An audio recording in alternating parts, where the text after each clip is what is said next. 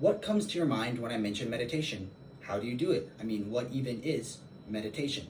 Well, these are the questions I hope to answer today in my speech. By the end of my speech, you'll know what meditation is and how to perform 3 different forms. The reason I'm knowledgeable on this topic is because I wanted to meditate and learn how to meditate for years, but often I was overloaded with information and I didn't really know where to begin. The reason this is an important topic is because meditation has been around for thousands of years and there are so many different types of forms and opinions on it. There's a lot of misinformation out there, and like myself, people don't know where to begin. So first I'm going to answer the question, what is meditation? And second, I'm going to teach you probably the most popular and traditional form. And finally, I'm going to teach you guys 2 other practices that are also beneficial.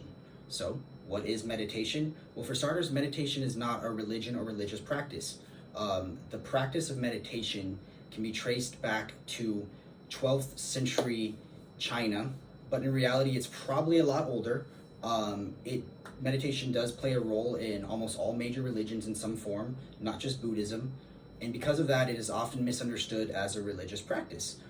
If meditation does have a more spiritual or divine connection to you, that is totally okay. But for the purposes of my speech, I'm simply talking about the practice of meditation. As Mila Jacobson wrote in her article, Just Say Om, as meditation is demystified and mainstreamed, the methods have become more streamlined. There's less incense burning, but there remains a nugget of Buddhist philosophy, the belief that by sitting in silence, you can train yourself to focus on the present. So I guess I don't need to burn my incense anymore. I'll go put this over here. The next thing is, the most common question about meditation is, how do you quiet the mind? This was by far the most common question I saw in my research as well as in our class survey. The answer is, you can't, and you're not supposed to. Meditation is often misconstrued as trying to make your mind completely silent. As you'll see in the traditional form I'm going to teach you, it's about being present. What that means is when your thoughts roll in, because they're supposed to and they will, just focus back on the present moment.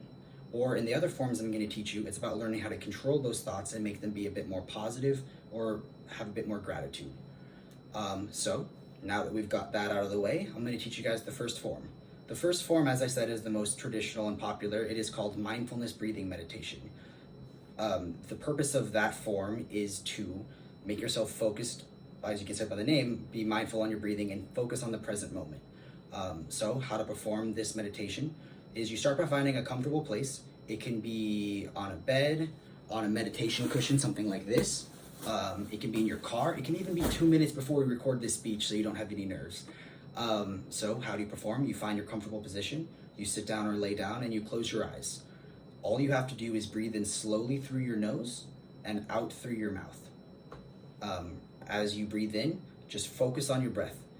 Do that until your thoughts pop up, because like I said, they're going to and they're supposed to. But when you notice your thought, instead of jumping on that train and riding that train to completion, just go back to your breathing. Feel the air go in through your nose and out through your mouth. That's really all there is to mindfulness breathing meditation. You can do that how long and how often you want. It can be a minute, it can be an hour. But that's all you have to do. And there's a lot of science behind that because it's the most popular form, so there is a lot of research behind that. As James Malcolm wrote in The Benefits of Mindfulness Meditation in his study, he wrote illustrating his results that mindfulness training is beneficial in reducing the symptoms of subclinical depression and anxiety, and substantially reduces stress. If you guys ever want to learn more, a popular resource is a free app called Insight Timer, which has over 40,000 free meditations.